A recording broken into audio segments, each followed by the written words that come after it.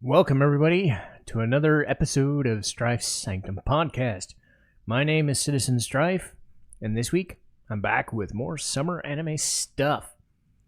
And a lot of the spring stuff is done. Apothecary Diaries finished up last week, so we're on to the summer stuff. Apothecary Diaries, let's just say, finished up, wrapped up all the stuff, did it.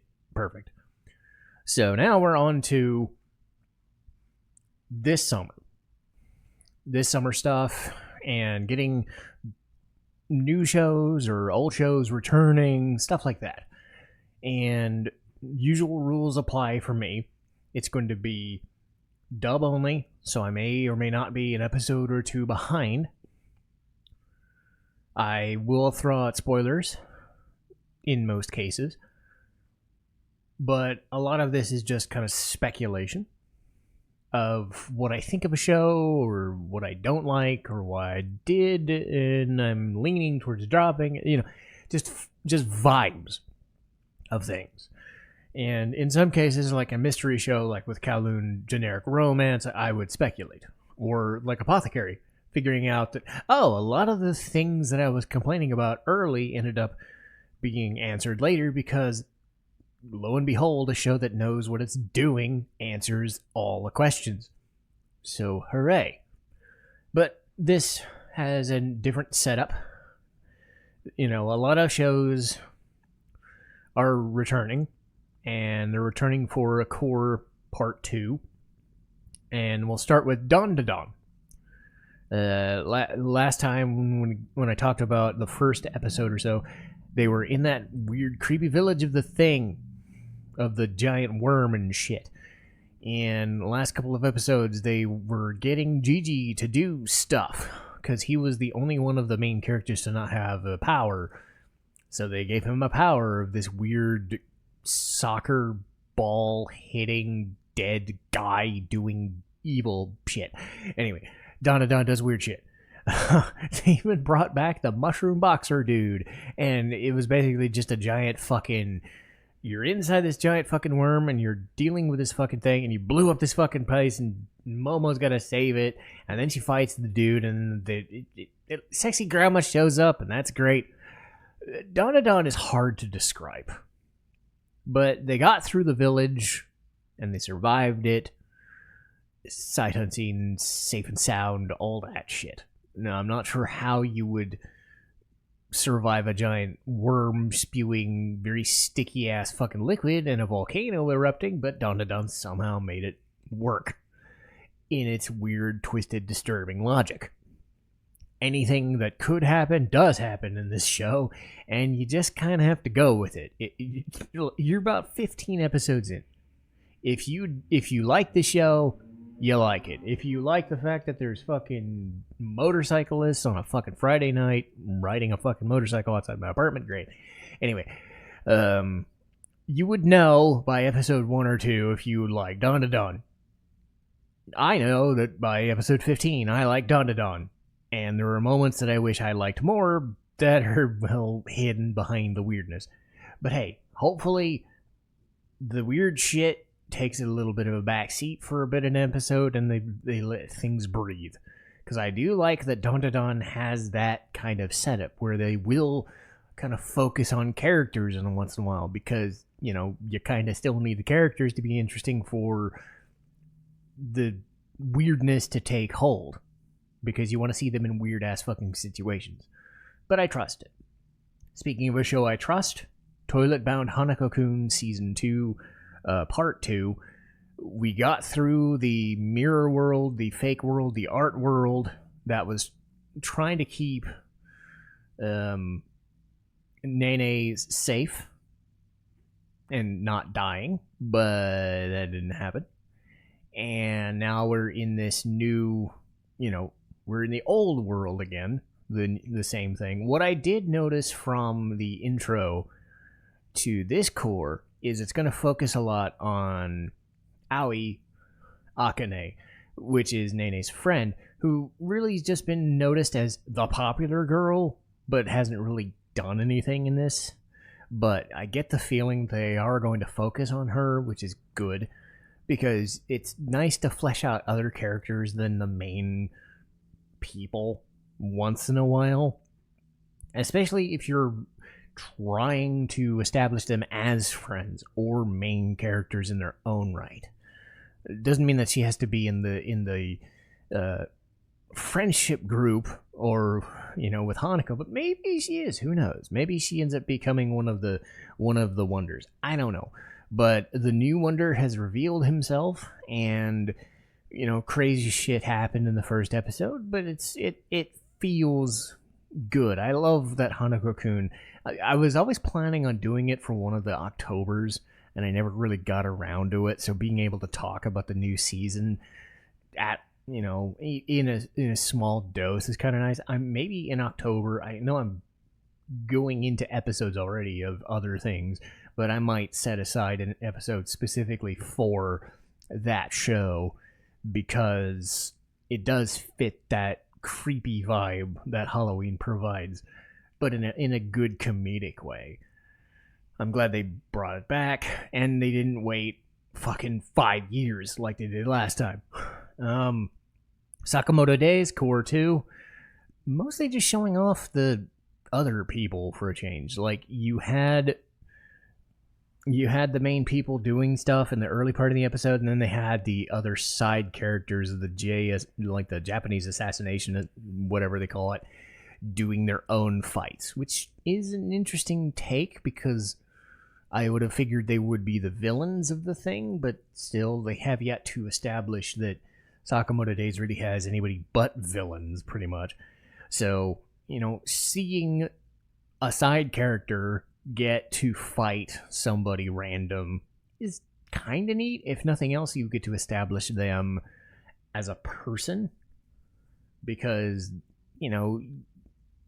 again, this is just like the Hanako thing. You wonder if showing off a character and giving them screen time without really killing off another character, and their momentum is good. Because after a while, you have established a character enough, they mostly just exist as set dressing. So, such is life. And again, more fucking stuff. I should have done this in the morning, but I got shit to do tomorrow morning. Of course I do this at night. Anyway, but Sakamoto Days showing off that assassins are cool whether they're part of the main group or not. It's neat. I mean, the term mafia drunk also came into play, which was weird, seeing a red-haired girl doing something strange. It was kind of like, okay, mafia drunk. I've never heard that term before, but whatever. Gachiakuta, still haven't gotten to that, which is unfortunate because they took a week off, and the next episode isn't until I'm done here. So I'm probably just gonna get into different shows now, but I will get to it on Saturday or Sunday. Let's see, that was that one. Tougen Anki. I talked about it being an interesting show about Oni, and they've fleshed it out a bit more. It's a boarding school kind of show. They set it up almost like Assassination Classroom. It's like, kill this teacher and you can graduate. I'm like, okay, that moved kind of fucking fast. The first thing you do is you test each other, but really it was a excuse to show off other students' powers, because cool and all that the main character has some oomph to him. I do like that he's a bit of a pissy, moody jerk, but has some vulnerabilities to him. But I do like that they're showing other students and different sides to them. I was a little worried that the main girl would be just, oh, I'm clumsy. And that's all I am. I'm clumsy and dumb, and don't take me seriously. I'm just scared of everything.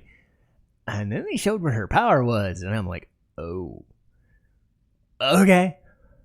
All right. So you summon a freaking giant to do stuff while you're convulsing on the ground. Got it. Okay. That's intense, and I think I like you more now.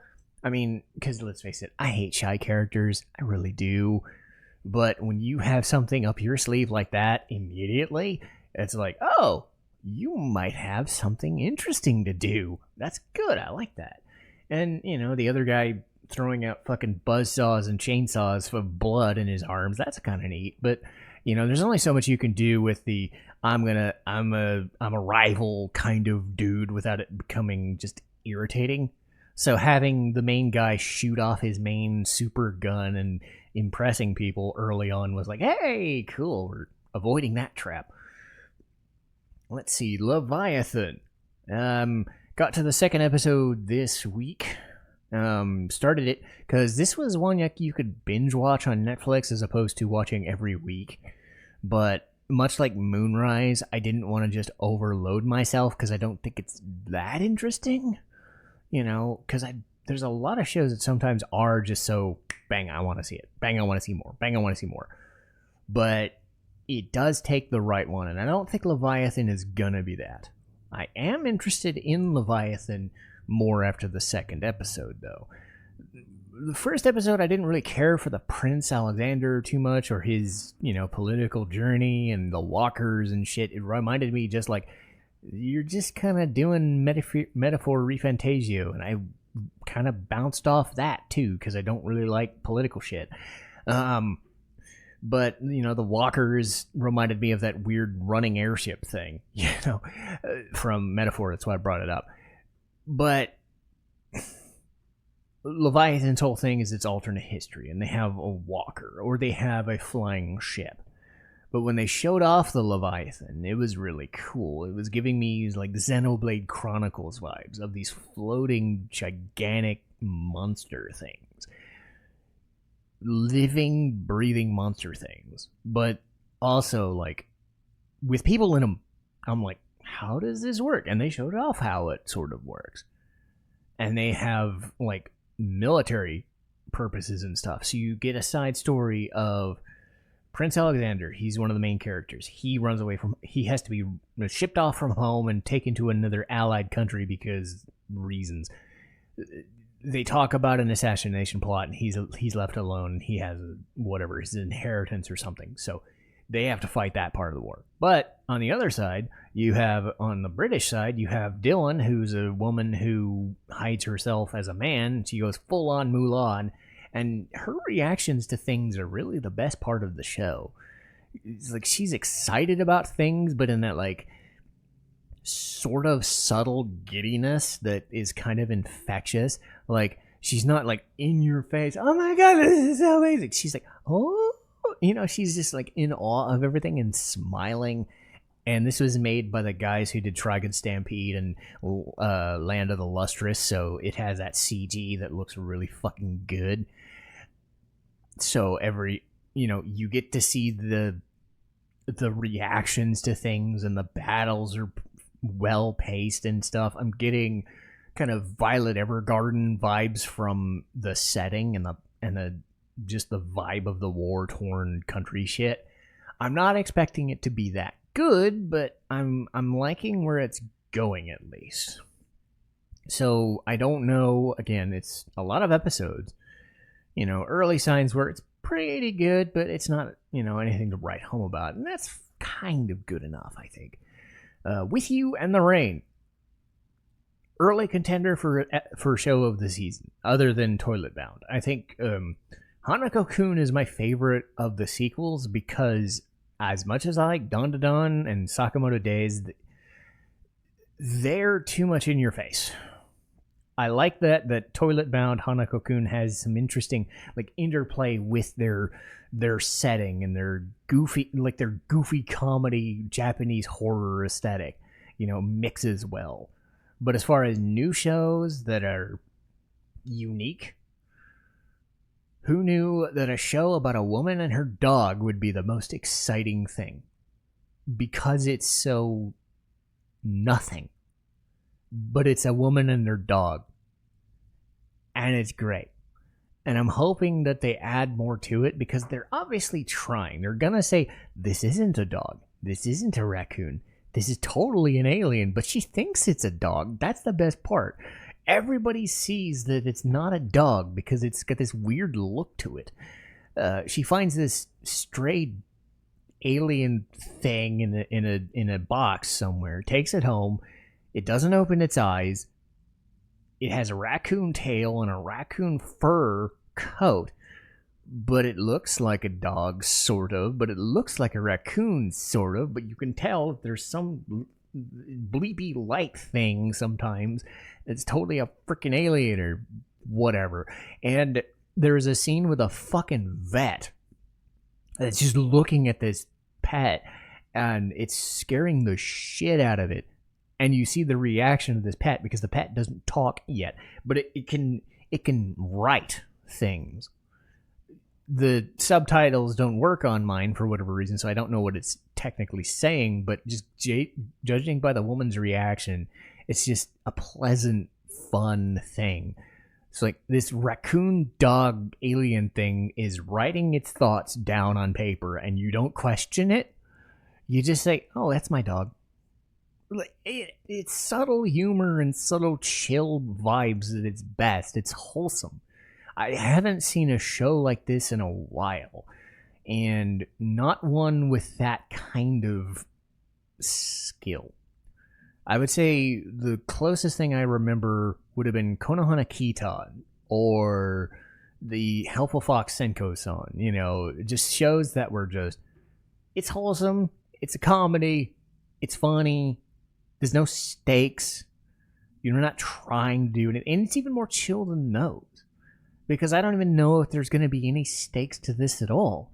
It could just be a woman doing stuff with their dog and having fun, you know? And there's just something pleasant about it. Because I am a dog person. You know, I've had, you know, my family's had dogs for 30, 40 years. And I've always been a dog person as opposed to, say, a cat person. You know, but any pet owner would go nuts for a show like this. I think the subtleties of it. And again,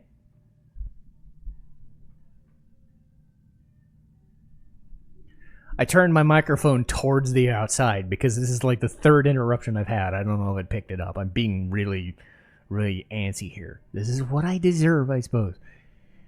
Anyway, it sets me up for the mood for the shows that I dropped, if nothing else. So I've already dropped quite a few, and holy shit, yeah, I dropped a whole ton. Actually, I'm trying to think. 1, 2, 3, 4. No, I technically still do have more shows that I do like than shows that I've dropped, but it's close. We'll start with Clevatess, because I said Clevatess was on the border, and I tried watching it yesterday before going to work, and I just hit that wall of not caring. And you know that feeling. You know that feeling where you're trying to watch something and you're doing something and you're just like, I don't think I'm enjoying this.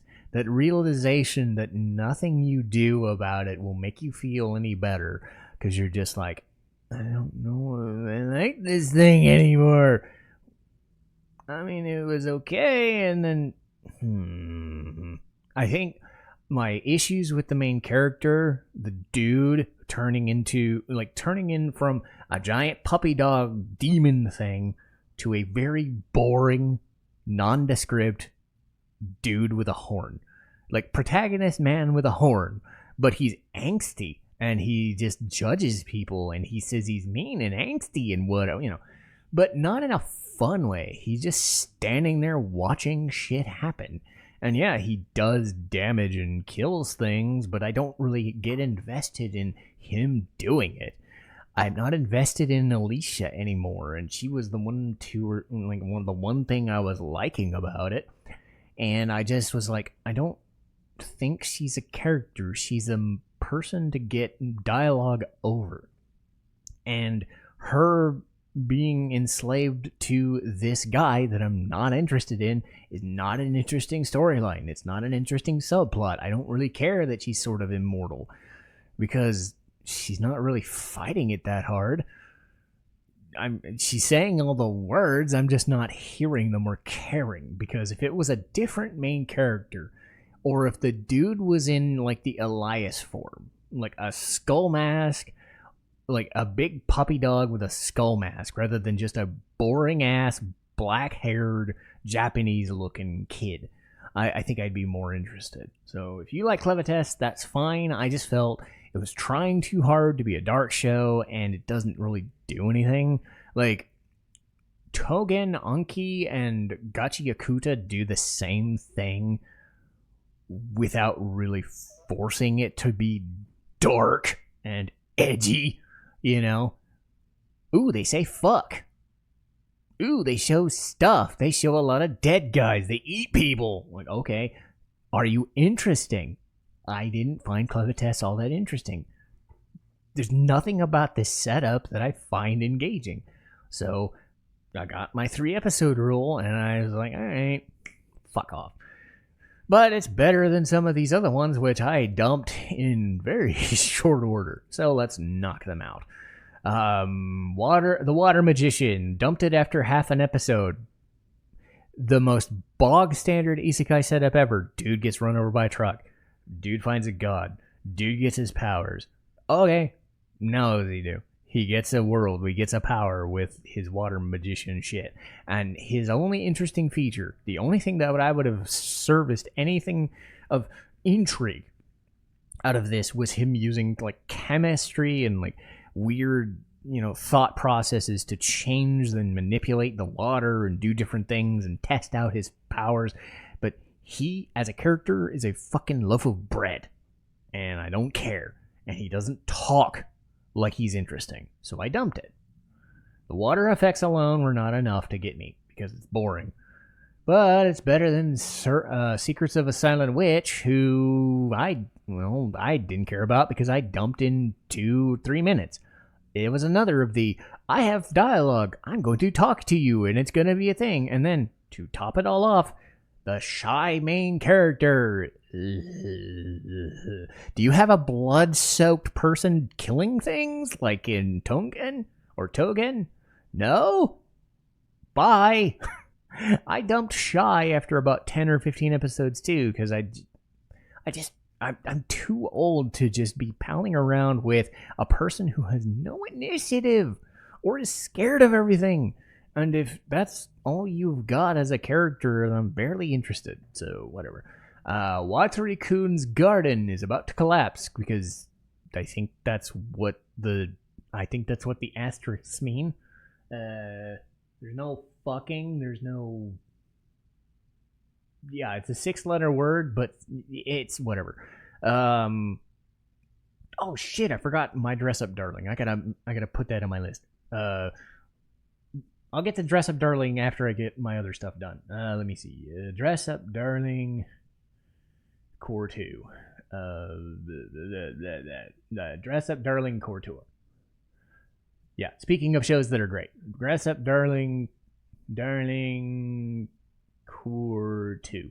Okay, make sure I have that on my list so I don't forget, because I did watch the episode of it. Okay, so I'll talk about that in a minute. Yeah, anyway. Yeah, Watari-kun, speaking of Dress Up Darling, this show is basically trying to be Dress Up Darling, and it's terrible at it. I dropped it after an episode. This guy is taking care of his sister, and some girl is trying to be a friend or girlfriend or whatever, and it very quickly devolves into perv stuff, and it's really like, it reminded me kind of like Witch Watch, which I also dumped after like 10 minutes, because I'm like, some of this dialogue is funny, but 99% of the other time I just look at it just looks cheap. It just sounds cheap. They're going for really bare bones comedy, and it feels wrong. So the one or two good lines are buried beneath a lot of shit, and I'm sitting here going, all right, if I'm gonna get a show that's reminding me of Dress Up Darling, but it's not Dress Up Darling, and Dress Up Darling is showing up in this fucking season, I'm like, I'll just watch that. So fucking whatever garden Watari-kun is trying to take care of and his not girlfriend, like, I'm not interested. So Dress Up Darling, let's get back to that. It's good to have them back, because yeah, it's a little too pervy and a little too fan servicey sometimes, but the dialogue is still there. The dialogue has always kept these two, like, for a kind of a sleazy, goofy comedy show, it's very laugh out loud. It's very smart about what it wants to say and how to do it without it coming across like they aren't trying. The Watari-kun show is just a version of that doesn't try. This, show, Dress Up Darling, works because these two characters feed off each other and sound like people that would be kids messing around, and the situations are weird and unrealistic, but their reactions to it do seem realistic because they're dumbass high school kids.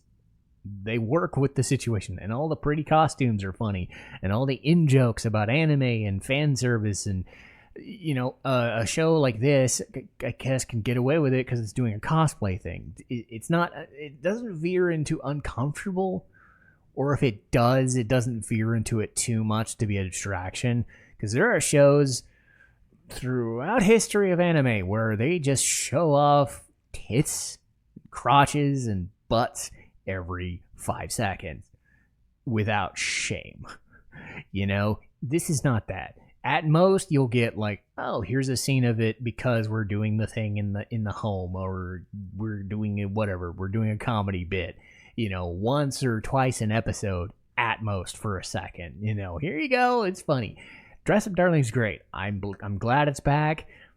I wanted to see it. I'm glad I saw it, and I got to see a show that's trying to be it, but without any of the subtlety and charm and other shit. Anyway, last show is Cultural Exchange with a Game Center Girl. Just lazy. Very boring. It didn't excite me. It had this weird thing, and I think this might just be dub only, but the main character, I think, is an English exchange student. British exchange student. So, okay.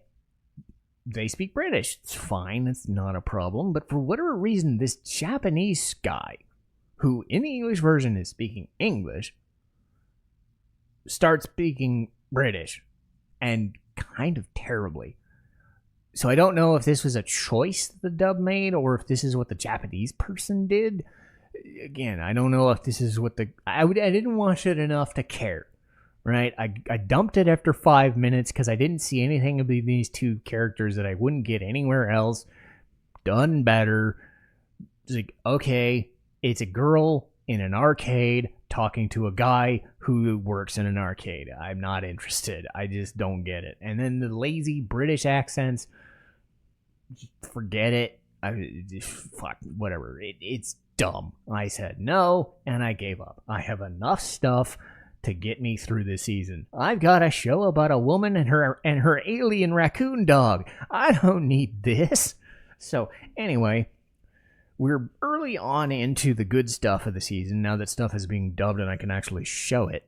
And a lot of shows are similar to other ones, so that I can kind of be a little picky about what is my threshold.